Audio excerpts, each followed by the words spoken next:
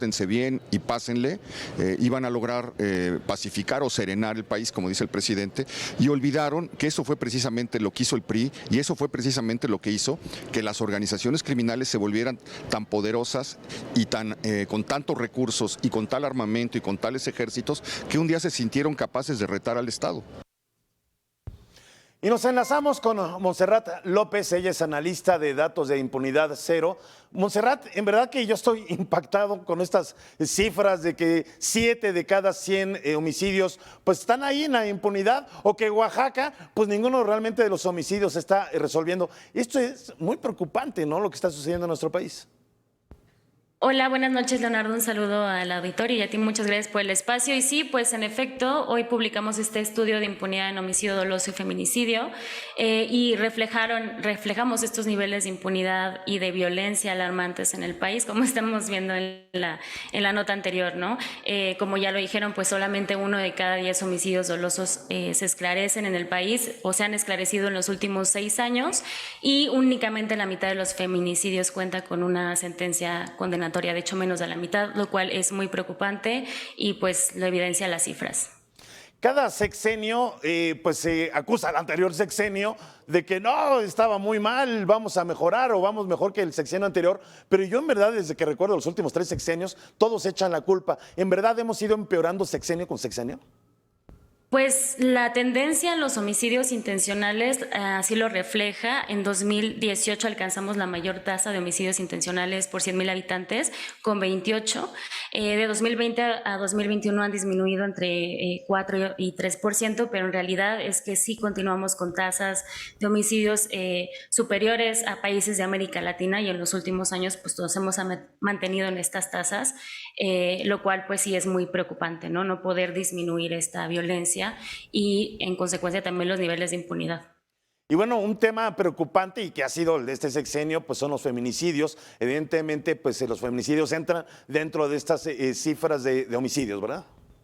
Sí, justamente lo que quisimos hacer es esta diferencia de género entre los homicidios que suceden en el caso de los hombres y de las mujeres, y encontramos estas diferencias, ¿no? Como los motivos y las personas que realizan los asesinatos de mujeres en mayor medida pues son parejas o miembros de la familia, y cómo pues son tienen que ser investigados con esta lógica, ¿no? Con esta lógica de género, y se han tipificado cada vez más pues el tipo penal de feminicidio en los últimos años, pero lo que vemos es que sigue habiendo problemas de registro y niveles de impunidad también muy altos en este delito.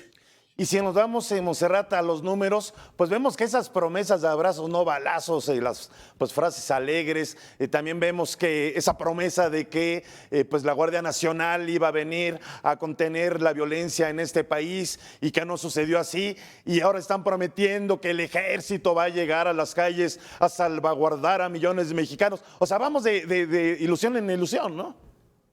Sí, justamente una de las cosas preocupantes de las cifras es que evidenciamos que más del 70% de los homicidios intencionales que suceden en el país son cometidos con arma de fuego, ¿no? Lo que está relacionando con delitos del fuero federal que deberían de estar investigándose en conjunto de las fiscalías estatales con la Fiscalía General de la República, pero pues se ha concentrado mucho, ¿no?, la estrategia de seguridad en militarizar, en darle más facultades y recursos a las instituciones militares, cuando lo que necesitamos es estar fortaleciendo las instituciones civiles, que son las que al final investigan y persiguen estos delitos.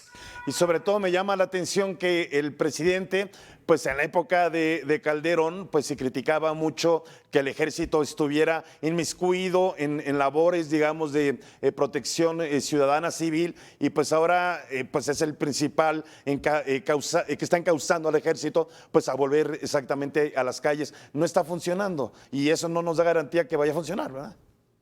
Lo que quisimos también evidenciar con este documento es justo dar recomendaciones, ¿no?, de cómo salir de esta crisis de violencia, y efectivamente la estrategia de militarización no es suficiente y no ha demostrado ser efectiva para la reducción de la violencia, y es necesario fortalecer las instituciones de procuración e impartición de justicia, porque ahí se resuelve el problema de la impunidad y pues afecta directamente los niveles de violencia. Entonces pues sí es muy importante, y lo que tratamos de hacer en el documento fue recolectar buenas prácticas y recomendaciones para fortalecer las instituciones civiles, que ahí debería de estar la prioridad nacional.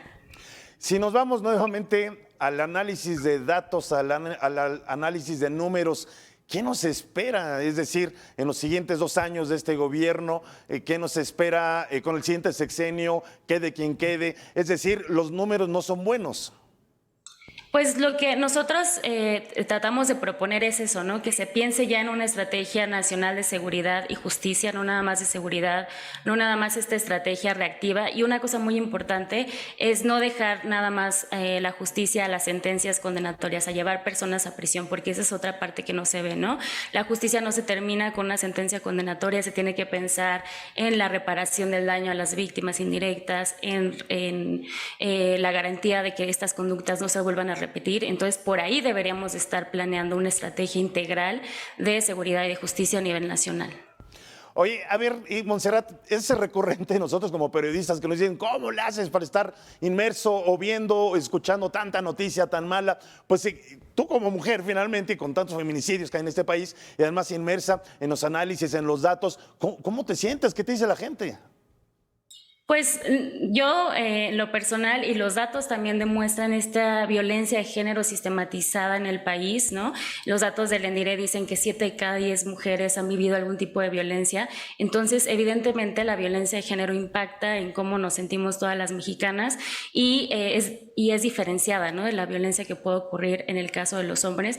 Por lo mismo, es muy importante que las instituciones tengan esta perspectiva al investigar los homicidios y feminicidios, y se pueden, ¿no? Ya hay casos de estados que han tenido pues algunos desarrollos de protocolos y demás. Solamente es retomarlos y poner ahí el foco, ¿no? En investigar con perspectiva de género. A ti como analista de datos, Montserrat, ¿qué es lo que más te preocupa? Como analista de datos y como mujer, evidentemente, ¿qué es lo que más te preocupa de todo lo que has hurgado y encontrado? Pues justamente esto, ¿no? Este aumento en la violencia, en la intensidad de las tasas de homicidios y de la complejidad de investigar estos delitos, porque como comentaba, también están relacionados con otros delitos de fuero federal.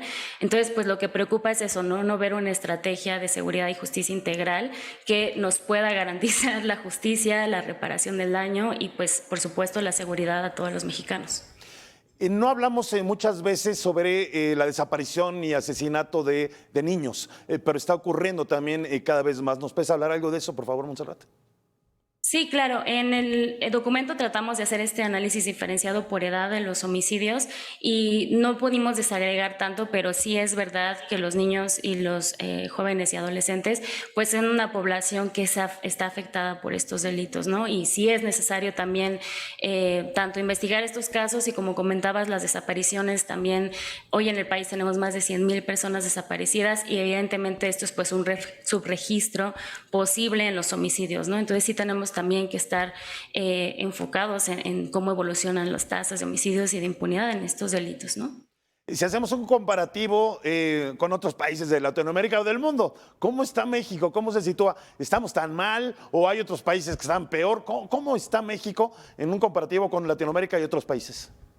Justo, lo que hicimos fue hacer un análisis de las tasas de homicidios por 100,000 habitantes de los países de América Latina, y lo que encontramos es que México es de los países con las mayores tasas de homicidios, por debajo de Honduras y El Salvador, y para 2020 estuvo por encima de países como Colombia, Brasil o Guatemala, que históricamente han tenido tasas mucho más altas que el país, ¿no? Entonces, pues sí, hemos tenido este aumento en los homicidios y nos hemos sostenido ahí los últimos 3 años. ¿Qué poderle decir a la población para que abra los ojos? Porque a veces nos vamos con las frases alegres, las cifras alegres, nos vamos con las marchas triunfalistas, pero la realidad del país, si nos vamos, repito, a los números y a los hechos, es muy diferente o dista mucho de lo que los políticos o el presidente dice. ¿Qué poderle decir a la población? Es decir, que no suene a regaño, lean más, entérense más, o dónde pueden acudir para tener más información, porque es importante estar enterado de la realidad en este país. Sí, claro, pues lo que pasa es que uno normaliza la violencia, ¿no? Lo vemos todos los días en las noticias y conocemos todos los días casos de distintos tipos de violencia. Entonces, pues es una invitación a no normalizar la violencia y a exigir nuestros derechos, porque al final Es nuestro derecho a vivir una vida libre de violencia, exigirle a las instituciones que investiguen los casos, no porque no investiguen van a dejar de investigar, ¿no? Tenemos que exigir nuestros derechos y pues señalar, ¿no?, que a nivel nacional pues las fiscalías no están teniendo las capacidades para investigar y se tienen que fortalecer, ¿no? Pues en verdad, qué tema tan interesante, tan preocupante. Y bueno, pues te agradecemos mucho, Montserrat López, analista de datos de Impunidad Cero, por haber estado con nosotros. Muchas gracias y invito al auditorio a consultar el informe con los datos. También tenemos la base de datos pública en impunidad0.org. Buenas noches. Muchas gracias. Un fuerte abrazo. Bye. Gracias. Pero, a ver, debido a la pandemia también, en otro tema, comerciantes debieron tomar medidas de contención ante la crisis que se agravó. Desde Hermosillo, Mónica Miranda, te escuchamos, Mónica.